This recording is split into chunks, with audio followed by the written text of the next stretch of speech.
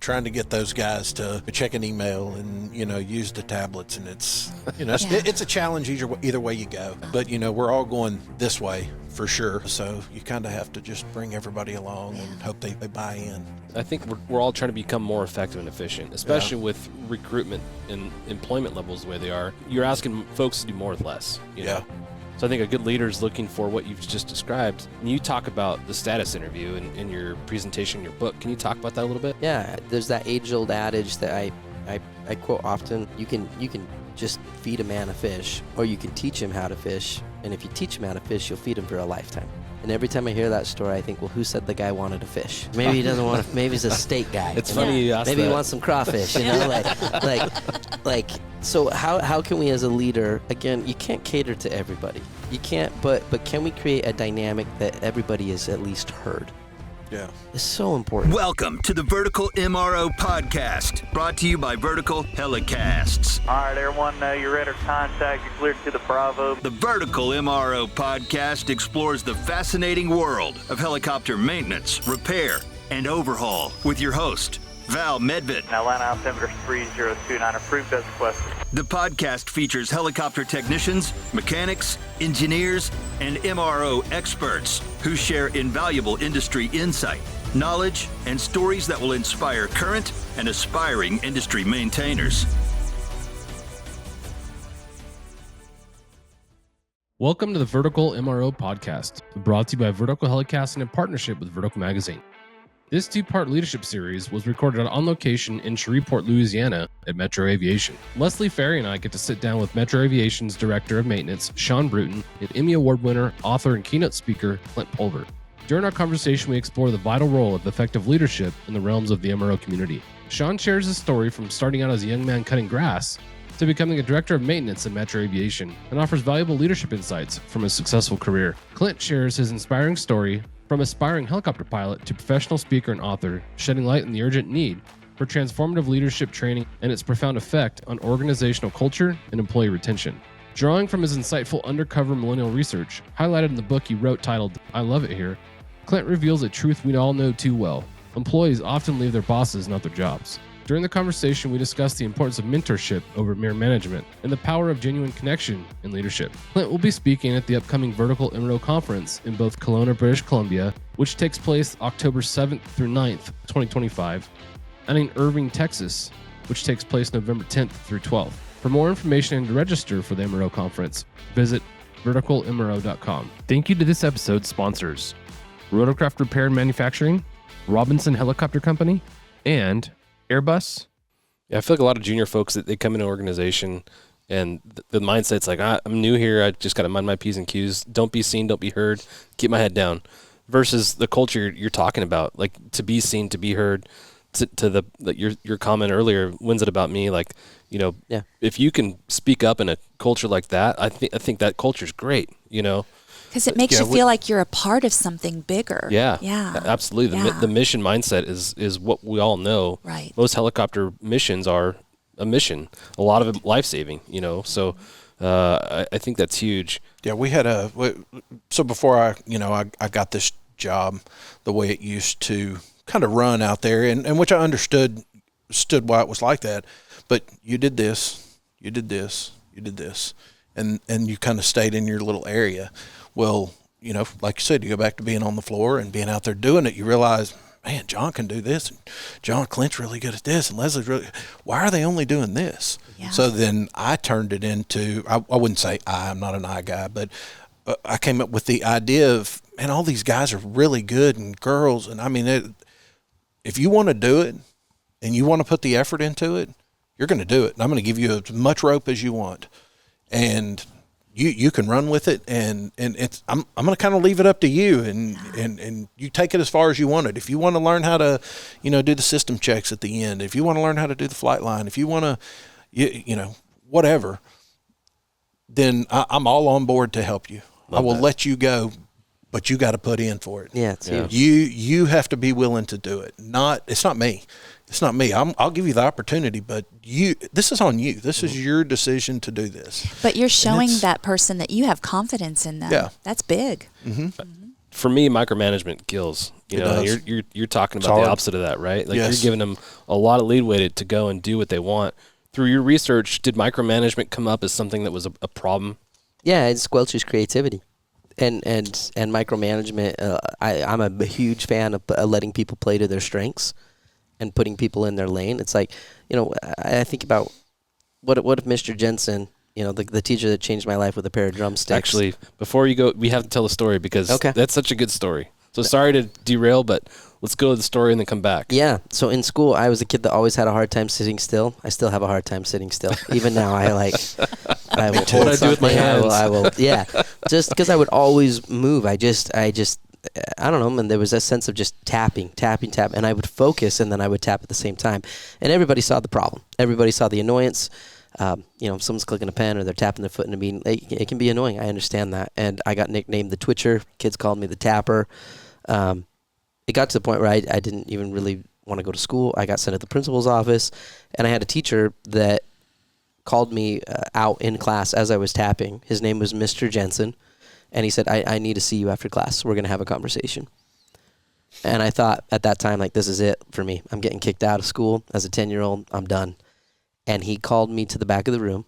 Everybody was gone. And he looked at me and he goes, you tap a lot. And I know you do it. You get teased about it. Other teachers have talked to you about it.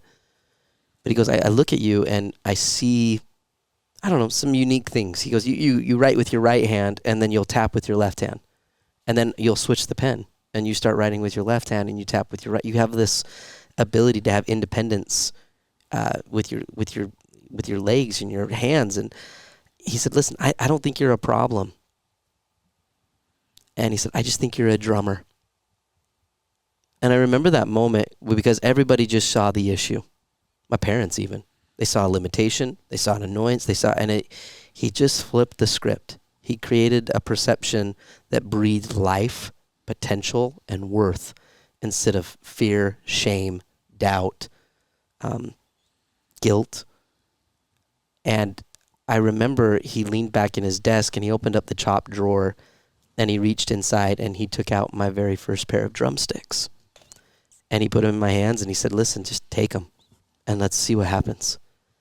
And that was 25 years ago. And I've been a professional drummer ever since. And I've had the opportunity to tour and record and do some really wonderful things because of one person who said, you want to do this? Take this and run with it. I see something in you. Just like what you're doing, Shawn. Like if this is where you want to be, this is an opportunity. This is what you could become. And I'm going to create that avenue instead of stifling it, instead of, trying to just control. How can I open up an opportunity and just let you flourish in what you really actually are? You know, there's a lot of people that are doing sheetrock when they should be doing electrical systems. That should it's just not their vibe. And I think that's a great leader to be able to let people play to their strengths and to maybe open up that opportunity. Listen, I know you're struggling here. This is not where you want to be. What about this? What about that? I look at you and I see this. Sometimes we just don't. I think that every employee is one success story away from a caring leader. Wow. Yeah, the potential or the good leaders find potential in the folks that work for them. Like you said, not every employee has the potential to stay here, but for the ones that do, you find that potential and you find a way to employ it.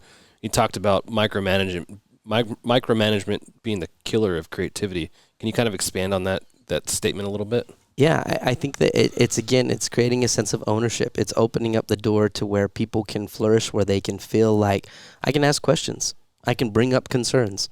I can share what's on my mind, and I'm not going to get fired for it.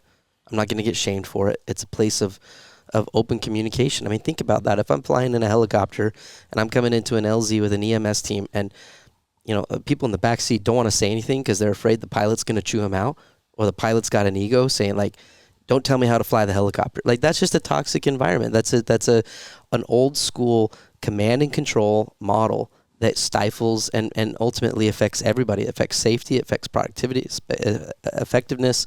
Same thing in the world of management. How do we create an environment where somebody can come up and they can talk to you? They can say something and they know that you're the advocate in the story. You've got them. And I don't know. We just need more of it. It's so much easier said than done, but when it's achieved, it's magic.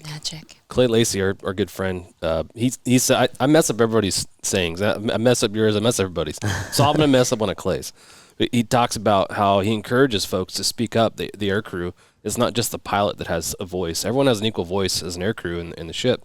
So if you don't see something, we're all going to fly to the same crash. We're equally going to crash. Yep. And the same thing applies in business, right? It may not be the immediate crash like you perceive in an airplane, but if that creativity is stifled, if you don't have the flexibility to create an environment that's productive for the company is going to end up crashing and disappearing at some point. So I think that that investment of time that leaders spend, listening to their folks, checking in with their folks, simple acts of kindness, providing meals for their family when they're sick, a thank you note for a job well done. The little simple things go so far. Yeah. I think what I'd like to ask you about is, what's the consequence of the failure to invest in our folks? Yeah, you've got to look at morale. You've got to look at productivity. You've got to look in just retention, the revolving door of constantly losing people.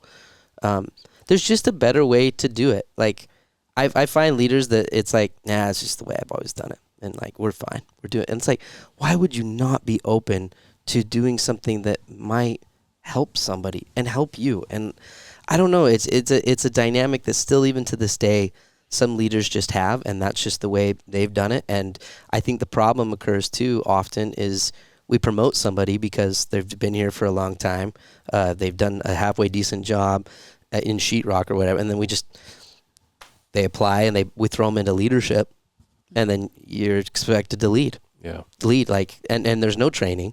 There's no, like, here's a book, or here, like, I don't know. Like, we need more of that in this industry, because so much of that mentality comes from just a lack of education. Yeah. We need like more leaders instead of more managers. Mm-hmm. Yeah. More mentors. Yeah. But we need effective education, like what we're doing, like what the MRO conference is, like what we're focused on, because a lot of times these smaller shops, or you're the DOM at a flight school, like that school has no budget for leadership training. They're not going to send you to a 6-day conference to help you. Like, there's just not a lot of that. And so I think what we're trying to do, what Metro has done, what the MRO, what Vertical's trying to do, is so needed. Let's give you some tools. Let's give you some education. Let's maybe show you a different way that's going to help you to not just be more effective in your job as a leader, but also you're going to help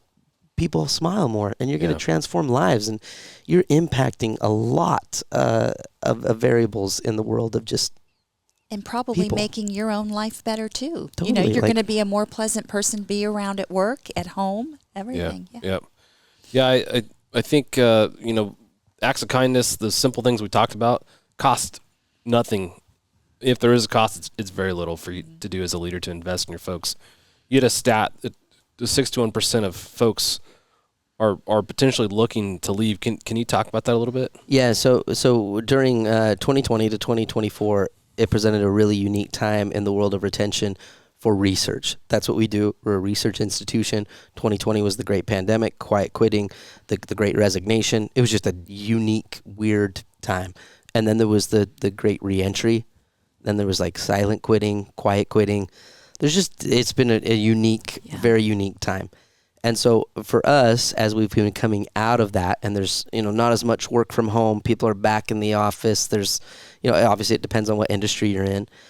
The leading stat that we had in 2024 was a 61% statistic, where it showed that 61% of the current workforce is actively looking for a new place to work. Meaning that 61% of your maintenance crew, they're actively looking for another place. Some of them pays a little better, some that has better morale, someone that cares. There's more opportunity for growth, more potential. They feel seen, they feel a little more recognized. Like, they're gone as soon as that opportunity comes up. 61%. Wow. That's a lot. Yeah, it's a big number. It is a huge number. And if you're listening to this, maybe that's not you. But I still think that it's worth considering that stat, and to realize, all right, people have options. No longer are we in the world of like, you just have a job, be glad you have a job, you stay there for the next 20 years. That is not the case anymore. I could take a stone and I could throw it around anywhere to another business that would love to retain Metro employees. Another MRO facility, another maintenance shop, another DPS, a place that, oh, you're already trained. Yeah, I'd love to recruit you. Right. Yeah, come on over. And so we need to change this mentality. It goes to what I was talking about with the 2 thes, where I put that up on the screen, right?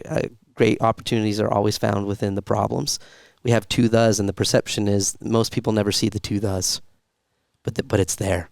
It's real. And I think a lot of leaders are now opening up their eyes to going, all right, the way that we've maybe done this in the last 15, 20 years isn't going to work anymore. And we need to shift, and we need to really see a new way. And hence why this education, the book, the curriculum, everything that we're trying to do with this podcast, Metro, MRO, the conference, it's gonna make a difference. Yeah, absolutely. Leslie, from your perspective, you've seen the industry evolve in the last 20 years. What's the most striking difference as far as leadership development and kind of some of the philosophies surrounding that to today? Well, I think it kind of goes back to what we were talking about earlier. Companies don't necessarily have the financial resources to be able to send their folks out to a 5-day training. Yep. Or it may not just be financial. They can't afford to have half their maintenance crew leave the hangar because there's work to be done. So there's got to be other ways out there that they can tap into to get that training. They also have to realize that the folks that are coming into the industry these days, I don't want to stereotype, but they learn differently. And so we have to learn and adapt how we do things to work better with how folks learn these days. So, yeah, that's the changing workforce is interesting. Yeah. The way people consume information so different from even when I was a kid. Yeah. The newspaper was a thing when I was a kid. Yeah, the world's Encyclopedias. So no longer can I expect my son like, hey son, go find me an encyclopedia and tell me about the Titanic. Yeah. He'd be like, what? First of all, what's an encyclopedia, and where do I find such a thing? Is it an antique store? I don't know.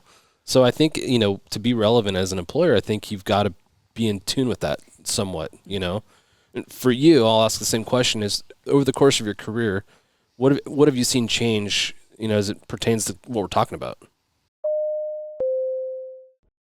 Thank you to our sponsor, Robinson Helicopter Company, the choice for unrivaled safety and reliability, so you can accomplish any mission with confidence. For more than half a century, Robinson has been at the forefront of the helicopter industry. From the R-22 to the R-66 turbine, Robinson makes helicopters accessible so more people can accomplish more missions. Climb higher. For additional information, visit www.robinsonheli.com. And I was thinking about that when you said that about so when I started, we used to have our manuals. Our manuals were paper manuals. And if John had the BO 105 manual for rigging the tail rotor, he had it. Well, if you needed to be in that same manual on the other end of the shop, you had to go down and, it was a little more complicated then. It was actually easier to do it, but it was a little more now we have tablets. All the guys on the floor, you get tablets. So I think just keeping up with the new technology, and even when we implemented the tablets, we got them, and I talked to our IT guy, and I said, man, I'd really like to come up with these tablets and see how this works, because we're printing out all these papers, and, we have to have these computers everywhere, and it's just kind of a mess.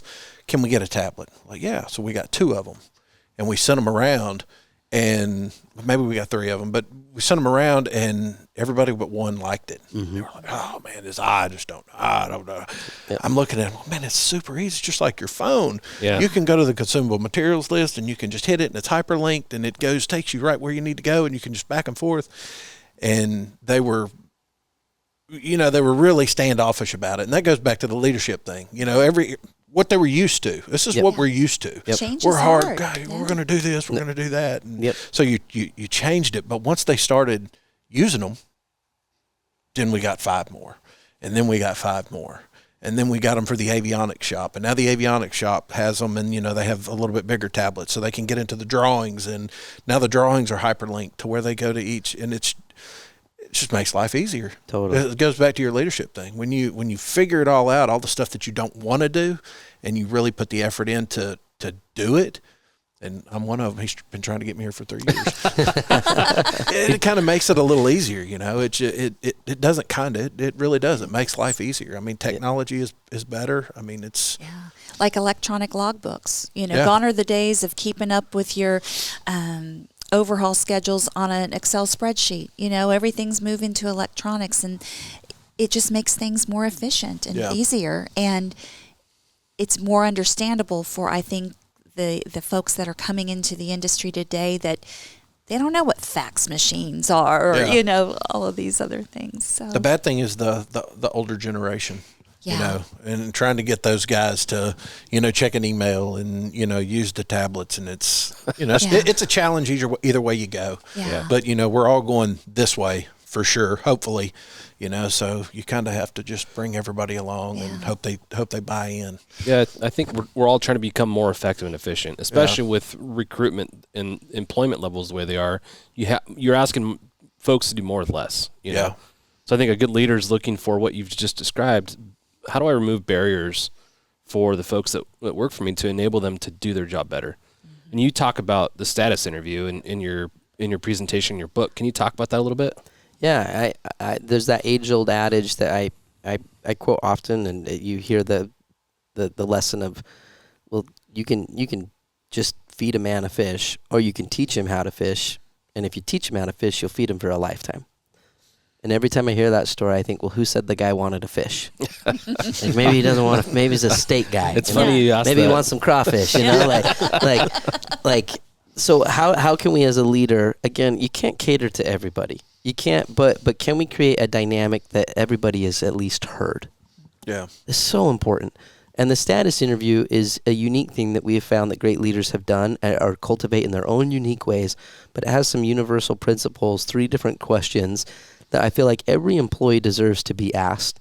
And unfortunately, most employees are only asked these 3 questions when it's in the exit interview, when it's already too late. When an employee is burnt out, they're tired, they can't stand you, they can't stand work, they found another opportunity, they're a part of that 61% stat, and they say, I'm out. And usually this is when we ask these 3 questions. And the 3 questions that I would challenge or invite every leader to ask an employee is, first, you have to create psychological safety. If you're the fear-based controller, the person they don't trust, and you try to ask these questions, the likelihood of the status interview being as effective as it could be is going to be harder. But if you can create a little bit of psychological safety, so say, Shawn, you have one employee that's a rock star. They've been with you for a while. You've watched what they've done. You see what they're becoming. You look at just everything they've contributed. You would call that employee into your office. You would take them on a walk. You could go to dinner. You could go to lunch, whatever it is. You create a moment, and you just go, listen, like, Steve, I just need you to know what you mean here and how needed you are and everything that you do, how it contributes. And here's XYZ example. And you're a rock star, and we can't do what we do without you. And so I wanted to just take some time. I wanted us to be together, and I want to know first. So this is the first question. I just want to know: is there anything else that we can do to keep you here? I need to know that. I need to hear that from you. Second question is: what is getting in the way of your success at work? Is there anything on the line that's just not working? Is there a team member that's just not working out? Is there something that you feel like you're never going to progress here? Is there what can I do to help you feel like you can succeed? And then the third question is, what else can I do to help? What else can I do to just walk with you? Like those 3 questions, they're so simple. They're so, it just sounds simple. Yeah. But really, most employees are just never asked those 3 questions. I think back, and if I had a manager that I didn't get along with or it wasn't happy with, and they took the time to come to me, I would take a step back and go, you know what? They really care. Yeah. And then that's going to make me work that much harder, you know? Yeah. It's not rocket science. It makes perfect sense. And so many leaders think they already know. what the employee wants. Yeah. Like I'll tell, like they want AC. You know, I'll tell you what they want more bathrooms. Like, but just simply like allowing people to be heard, and they might tell you things you already know. They might bring up a few things you haven't even considered. And at the end of the day, if there is no result, maybe they're like, no, I'm great. Everything's good. Cool. At least I asked. Yeah, I love that. And I think what's interesting is you point out it's a proactive thing. It's not a once a year on this date we sit down and we go over your file. It's not a performance review. No. It's not a It's just merely unscheduled. Hey, let's check in. Yep. I think that's what truly shows that you care, because everyone waits for their annual review, and you know during your annual review it's going to be the same thing, and you might hear questions like that, but it's scripted at that point. You know, and I think what you're talking about is just being transparent. Like, hey, I care about you. What can we do to keep you here? That's an interesting question. I think if somebody asked me, I'm like, wait, do they think I'm leaving? Like, you know, but just the question alone, you know, I think would be an interesting way to get some insight that you didn't have. Like you said, the manager doesn't know. They might think they know, but they don't know. Or many organizations, I'll be honest, John, that most organizations do surveys. We'll just survey the team, and we'll get. So this is an interesting stat. I believe it's 73%. It's in the book, but 73% of people never answer honestly on a survey because they're always worried what's on the other side of the survey.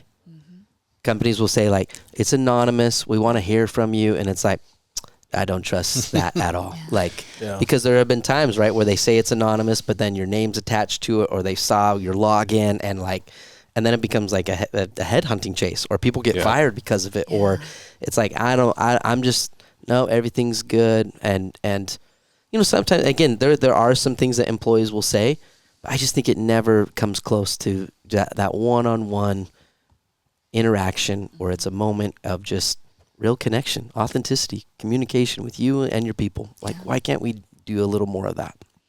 And the worst thing that a company can do is send out a survey and then not do anything about with any of the input that they received, you know, because that shows you're not listening. So that one-on-one approach is so much better. Yeah, and again, it takes more time. I will say this really quickly. Mr. Jensen, the teacher that changed my life, one of the things that he's always told me is that he couldn't save every kid. And I think sometimes as a leader, like I talk about a growth development plan or a status interview, and a leader's like, I don't have the time. He wants me to sit down with every single employee and talk to them about their goals and dreams. Like, I don't have that time. Just one. And that was his motto, is like, I can choose one kid. And my hope is that every leader is like, maybe today you choose one employee. You have a to-don't list. You block out an hour and just pick one. And just give it a shot and see what that looks like, and just focus on one. I mean, one employee retained is an employee retained. Yeah. One employee seen is an employee seen. And little by little, that's how we transform a culture. Great leaders learn how to do small things consistently over a long period of time. It's not I got to take a week off and I got to now sit down with just one moment. Pick one person and just start there. And I promise it'll probably be a pretty cool experience. Yeah. It'll probably be pretty enlightening to where you might go, I could do that again next week with another employee. Yeah. And little by little, I think those moments add up to be a lot. Every leader's doing better than they think they are. So don't get overwhelmed. Just realize that it's person to person, little moment by little moment. And over time, that adds up. I love that little moment by little moment quote. Was your mom, right, that kind of brought that up initially? Yep. Little by little makes a little a lot. That's a great saying. I was telling Leslie earlier, my grandma's from Nashville, and all the Southern sayings came up in my childhood. And I feel like that was probably one. There was some variant of that in my family, you know, as I grew up. I love those Southern sayings are great. You see you smirking over here. I know you got a million of those Southern sayings. Yeah, he does. He does. Well, on that, what's your favorite Southern saying? Man, put me on the spot here. I'll let you think about it. Yeah. So essentially what we're doing is we're asking people to invest in their folks. And, you know, the consequence we've talked about of not investing in people is potential for them to leave. There's a quote in your book that I'm going to read from from my tablet. It says, "What will happen if you don't invest your people? They'll leave anyway. They'll leave anyway, or worse, they'll mentally quit and stay." Can you talk about that statement? And I think it needs to be said too that maybe you don't like people. Maybe you don't want to invest in people. Maybe you're like, I just want to go do sheet metal. I just want to go do avionics. I just want to go to work and work on stuff. Then don't be a leader. That's okay. That's okay too. If you accept that role of leadership in that world, it will involve people. It will, to do it effectively, it will involve helping them to feel seen.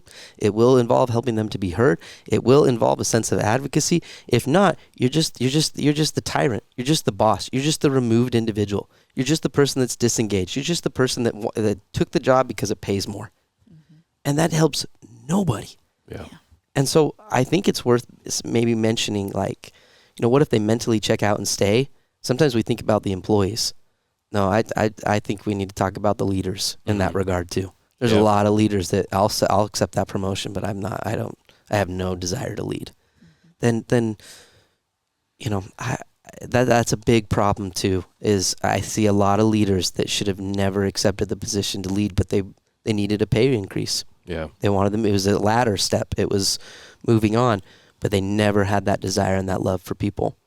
And that's a big problem that I think needs to be addressed on upper management, right? And are we putting the right people that actually have an innate desire to advocate and to help versus, no, you're just really good on the floor and I don't want to lose you, so I got to pay you more, so I guess I'll just work you harder. Let's give you a title and let's add more responsibility, and there it is. And that's a big problem that we saw a lot in the undercover research. So in aviation, complacency kills. And if you're promoting somebody into a position where they're quitting on duty, essentially they're promoting complacency from the top down, and that's how cultures are formed, is from the top down. But for you, I'm curious to hear, in your experience, you see folks. What's the impact that one person who's quit, mentally checked out, have on the productivity of the rest of the folks that are working around them? Thank you to our sponsor, Rotorcraft Repair and Manufacturing, manufacturer of DSX, Dragon Skin Extreme, an FFA-approved rotor blade leading-edge erosion corrosion protective coating with a proven record of durability in harsh environments like sand and rain. Contact Seth at rotorcraft.biz and stop wasting money on other so-called erosion coatings. It's rough. It's rough. You can. If you're really looking, you can see it, but you kind of have to, you have to want to see it. But yeah, it's difficult. It causes, we use the word cancer. It just causes a cancer throughout, and it will spread like wildfire. Yep. And if you don't address it, if you don't deal with it, then it just goes, and it's almost, I would say, unstoppable. Yeah. So you have to deal with it pretty quick. You have to see it pretty quick. It's challenging, especially like you say, the past since COVID, you need everybody, so you don't want to, sometimes you don't want to rock the boat. You feel like you don't want to rock the boat because, man, I really need every, all hands on deck. But I mean, it's almost better to deal with it and deal with the consequences after that than to not deal with it and watch how it, kind of takes a life of its own from one person. Here's a Southern saying for you. You got to nip it in the bud. You got to nip it in the bud. That's right. Well, a lot of employers will hire out of scarcity, right? Yeah. And out of necessity. And that's where we get a lot of, I need manpower. I just need bodies. Mm-hmm. Where I wrote about it in the book, we found all the significant leaders that really created these unique teams that had this dynamic. They were always hiring. Yeah. Every position's filled. I'm always hiring. I'm always recruiting. I'm always looking for that next person. Mm-hmm. Like, I don't have a spot right now, but I'm 3 deep of excellent people that I could go after if I needed to. There's a power in that mentality of always be hiring. Yeah. In the book, you talk about hiring the right person and not the convenient person. Can you talk about that a little bit? Yeah, I think attitude, behavior, and character, skills based, like so much of what we're talking about. okay, you can be a really nice person, but if you don't have the skills, you don't have the training, like I still need that. So it is a delicate balance. But if you have people that are qualified on paper, again, attitude, behavior, and character, and am I hiring the right person? One thing that I've seen that great organizations are doing is they're bringing in other people from the floor to be a part of the hiring decision. So it's not just the director of maintenance that's making the hiring decision. It's the team. Again, it's cultivating that sense of ownership, bringing in a few employees. Like, that is worth an hour off the floor to bring them in, to give them, this person's legit. Or like, they can help you to see things, again, that you don't always see. I'm a big fan as a leader to remember that you're kind of always half blind. And whatever I can do to bring in other resources to help me get a better picture, to make a more educated decision, to lead more in an effective way, I just think that's putting 4 legs under your chair instead of trying to sit on a 2-legged chair. Ask the people you count on. Totally. Yeah. Totally. For you, I'm sure that you guys have refined this process in a lot of ways. You have 2,000 employees within the organization. Is that right? 1,000. 1,200. Okay. I think it's about 1,200. Yeah. So you got about 1,200 folks in the Metro organization. Can you talk about what Clint's brought up and maybe some of what you've seen that's been successful as far as Metro goes with the hiring process? we it's a lot bigger process now than it used to be. Used to, it was, you look at the resume, you bring them in, talk to them, like, can you be here tomorrow? Yep. No, it's a bigger deal now. And I go back to like this room that we're in right now. We're getting more towards trying to understand the soft skills before we hire.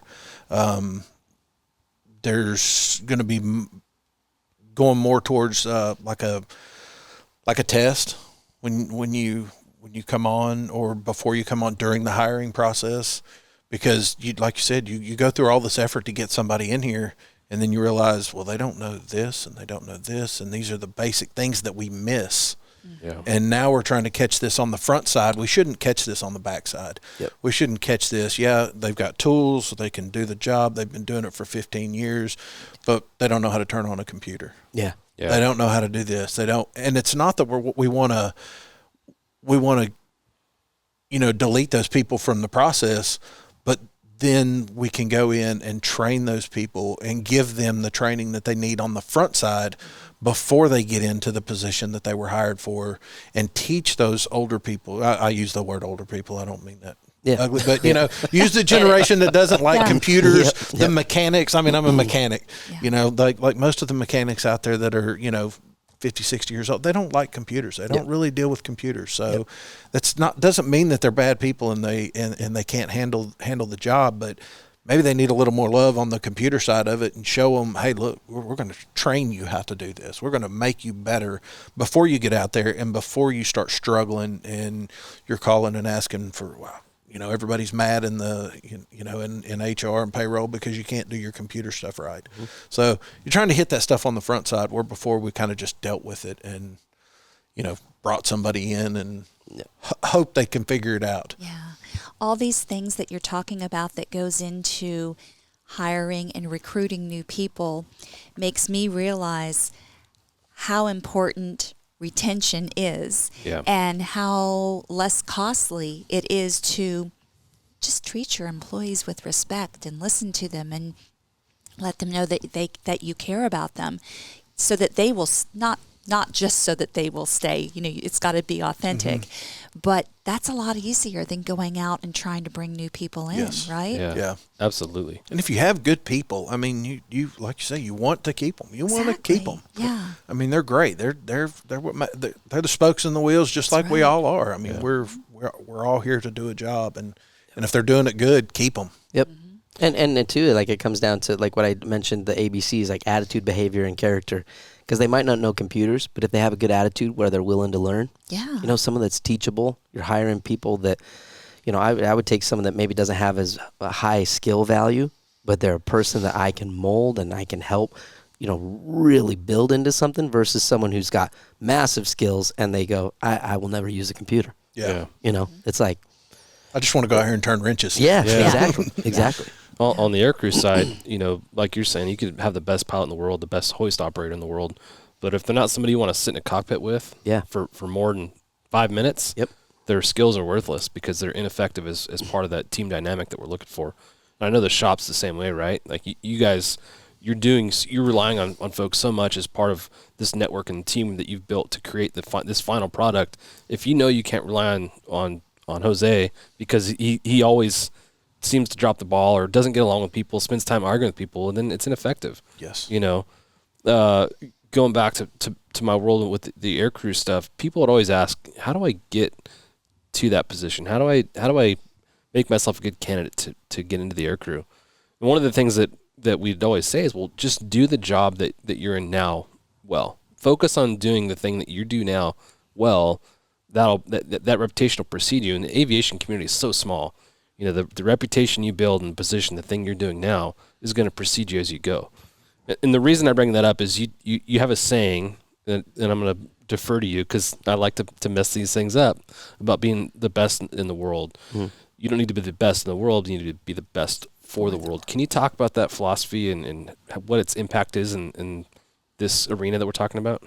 Yeah, I think it comes down to, again, the difference between success in business or success in the MRO environment versus significance.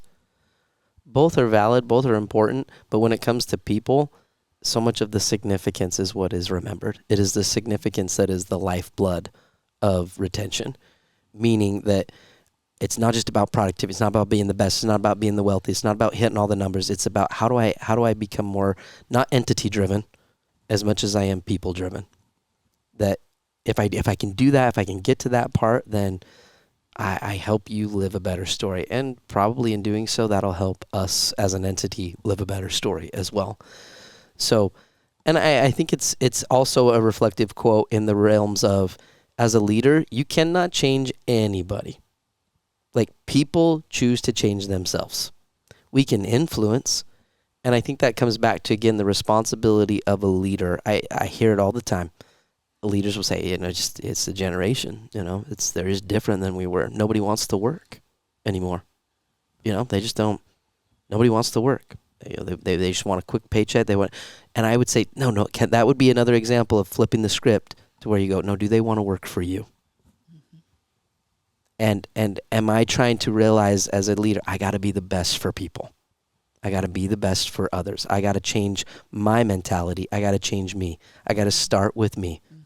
And over time, as we start to think intrinsically, instead of just, this guy, and he doesn't do that, and she doesn't do this, and it's just this, and then it's upper management, like a lot of finger blaming, there's always two types of leaders, those that will see opportunities and those that see the problems. They just constantly see the difficulty versus seeing potential, possibility, hope. It's our perspective, and that's a constant battle, and it takes time. But man, when you can realize that, all right, it's not just about building the best helicopters. We also build the best people. Mm-hmm. That's cool. That's significance. Yeah. And that's what we need. Mm-hmm. How do we be the best for the world? That makes an impact in the community, beyond the product like you're talking about. I love what you said there, and again, for you, having had 30 plus years of experience, what's your takeaway from that as far as it pertaining to your folks here? I feel like we're the best in our community. Yeah. I mean, I feel like it's a great place to be. It's hard to keep up with everything in the industry. We're taking all the steps to move forward and turn that mindset, the old style leadership, and turn it into the new style. I mean, with everything that we're doing. So yeah, I think it's moving in a great direction. It was cool to see Todd up there today, jamming out with you. Can you talk about that a little bit? Yeah, it was fun. Todd's a drummer, and so bringing Todd up on stage, and we put Stuart over comms.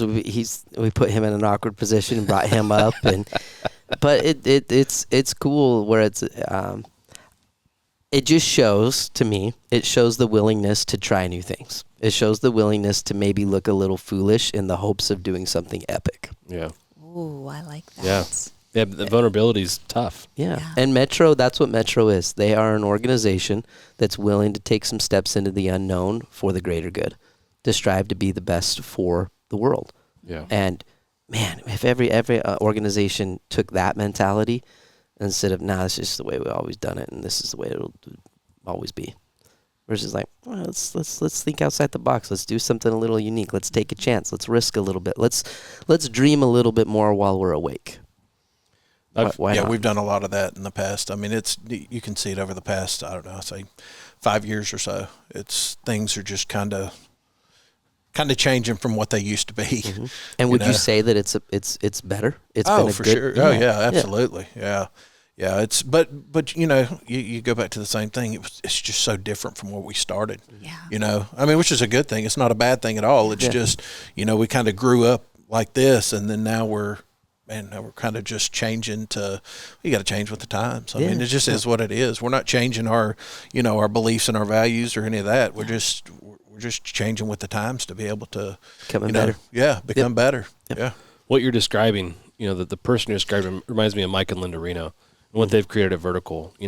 They're always looking for innovative ways to reach out to the community, to build and grow our community, which I love being a part of that. That culture, what I find interesting about people that are leaders like yourself, like Mike Reno, like yourself, it seems like the information that we're talking about is so elementary, so common. Common sense, I think, is what you've referred to it in the past. But going back to Dave Ramsey, common sense has become a superpower. There's just not a lot of it out there anymore. And while it might seem simple and easy to apply, it doesn't get applied for whatever the reason. So my challenge is for people that are listening, first off, pick up Clint's book. It's an amazing book. Again, at the end of each chapter, there's actionable items that challenge you to do things in a better way. But make simple efforts, small efforts to show your folks you care. A thank you note. Something we didn't talk about was words of praise, accommodations.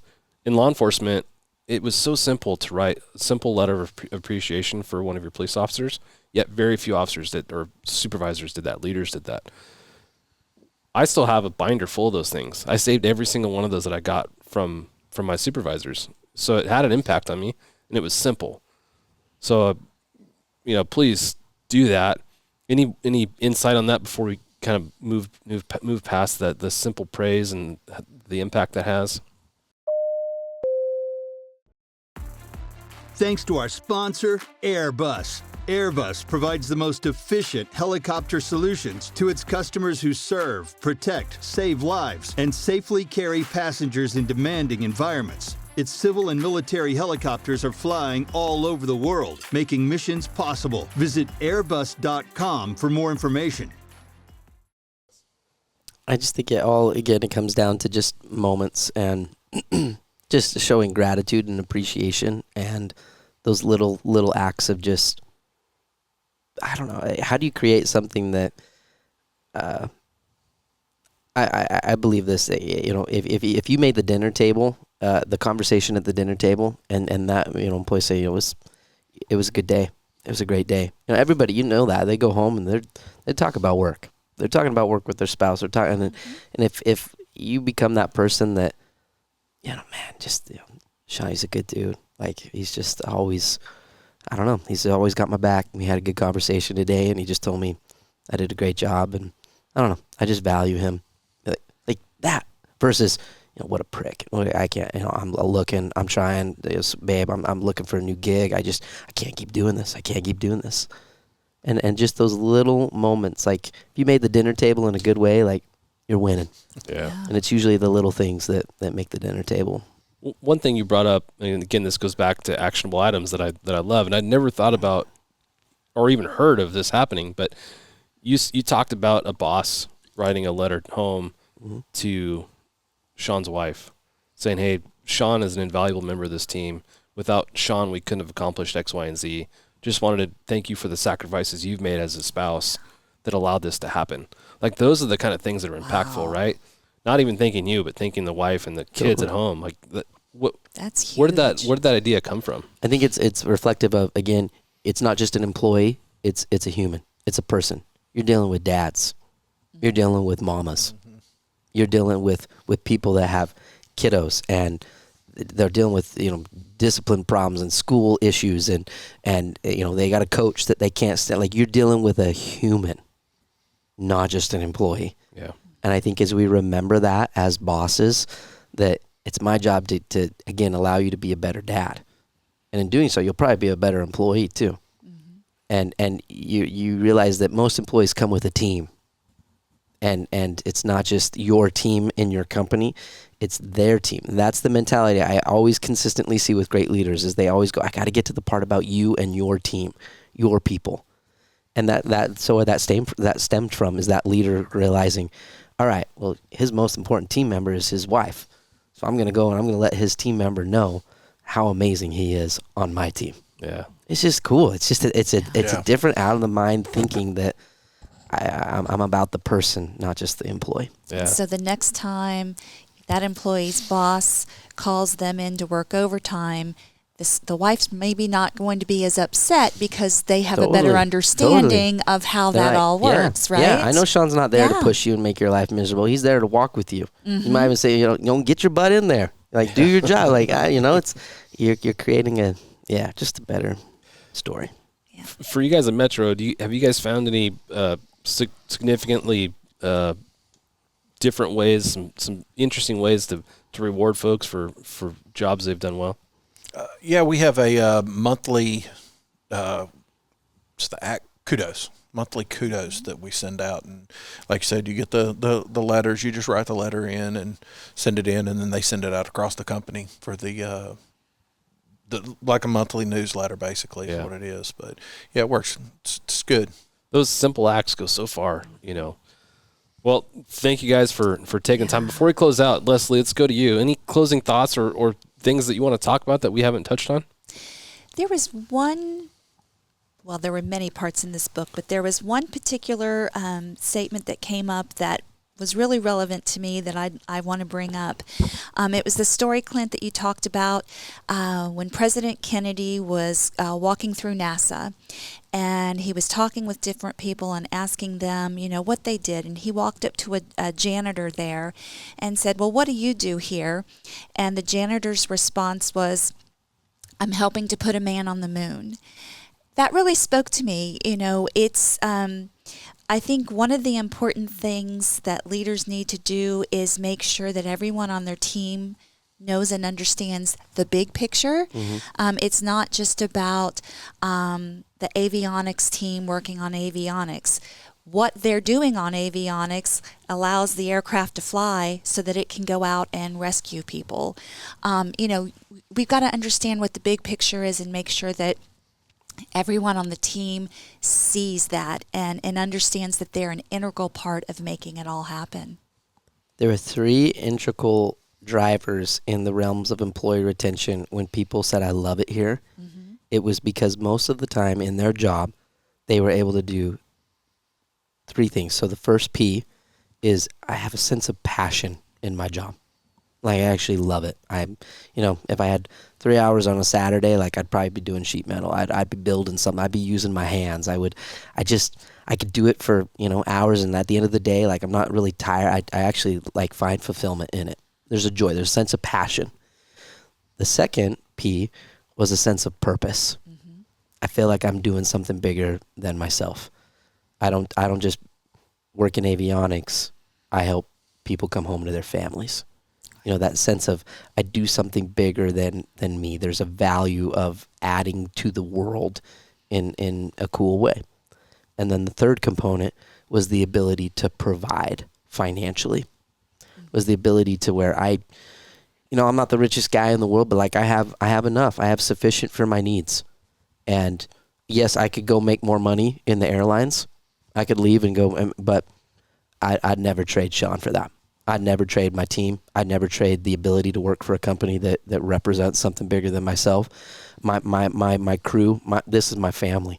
And yeah, I could go make money doing something else. I could make more money, but it's not always just about money. Yeah. And so again, those 3 P's, passion, purpose, and the ability to provide. And if we can do that and we can cultivate that and create that to where someone's like, yeah, I'm not just sweeping floors, I'm helping put a man on the moon, but I also can feed my family and I love what I do. Yeah.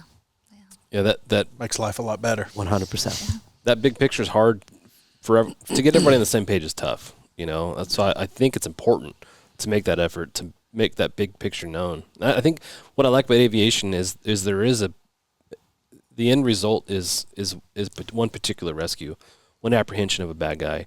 Whatever the one mission is, you can see at the end of the day, that the person who intricately wired all the cables together, all the wires together that make this one radio console work. Yeah. That ultimately led to the apprehension of a guy who just, killed 10 people. Pretty graphic example, but yeah, that's what a police officer goes to. Yeah. It's really interesting to think about, that kind of stuff. This 10 minutes of my life that I spent doing this thing is going to lead to a rescue, whatever.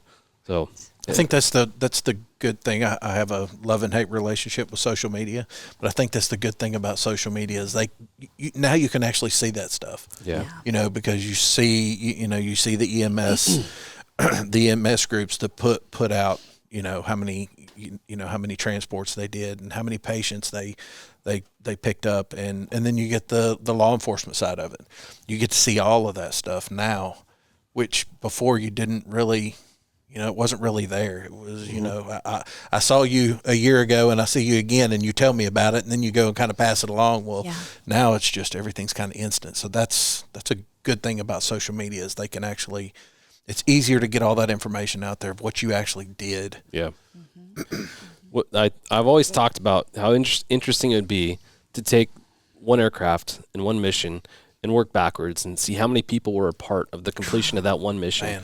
From the air crew, the maintainers, the R&D, all the professors that made that person successful. It's got to be this huge pyramid of folks. I've always believed that you can count the seeds in an apple, but you can't count the apples in a seed. And it's like those little. Is that a Southern saying? It could be. There you go. Never heard that one. That's a good one, though. Yeah, it's amazing, the tapestry of just how it all works and comes together. It is the power of a team, and those little moments and how it all works together is so cool. And reminding people that they play a part in that, it's cool. It's needed. Yeah. Well, in closing, any last topics you want to touch on or go over that we haven't been able to go through?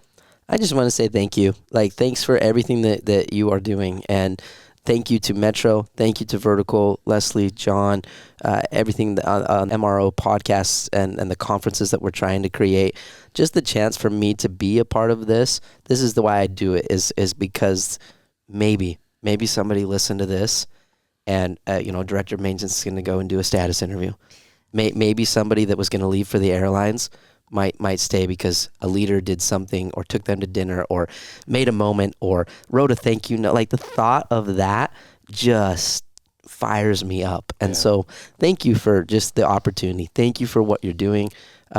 We need this in this industry. I love this industry, and to be a part of this platform and to have you all as my friends, I just cherish it. And well, we're so excited to have you be a part of these conferences. The fact that you've come on board and that you are going to be at both the conference in Kelowna and the one in Irving with the presentation to talk about leadership and how you can get your employees to walk out saying, I love it here. So thank you for coming on board and being a part of the team, because what you have to share is so needed out there, and we're just excited to have you. Yeah, it's an honor. Thank you. Yeah, absolutely. Thank you. I mean, the time that you've taken out of your schedule, you've got a flight out of here pretty soon, and here you are sitting with us. So thank you for doing that.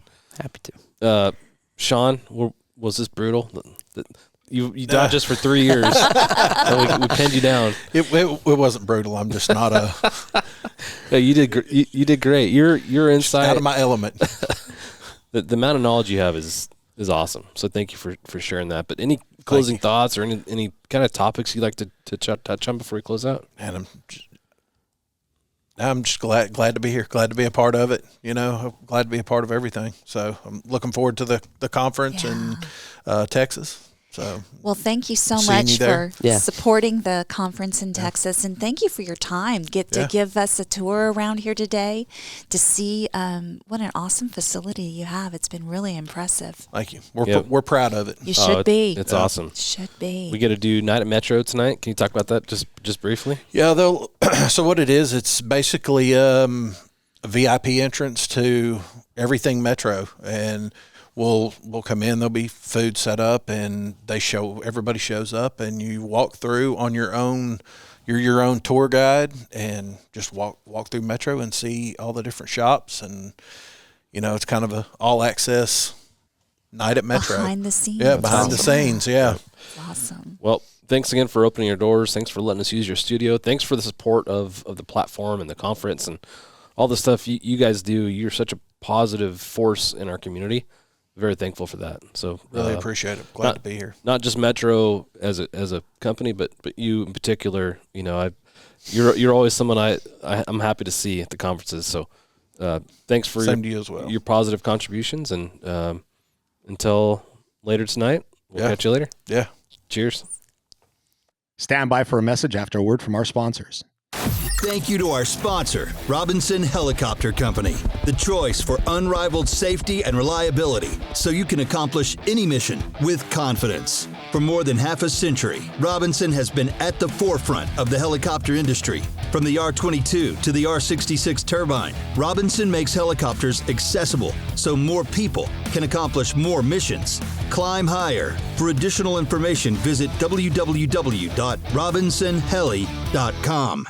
Thank you to our sponsor, Rotorcraft Repair and Manufacturing, manufacturer of DSX, Dragonskin Extreme, an FFA-approved rotor blade leading-edge erosion corrosion protective coating with a proven record of durability in harsh environments like sand and rain. Contact Seth at rotorcraft.biz and stop wasting money on other so-called erosion coatings.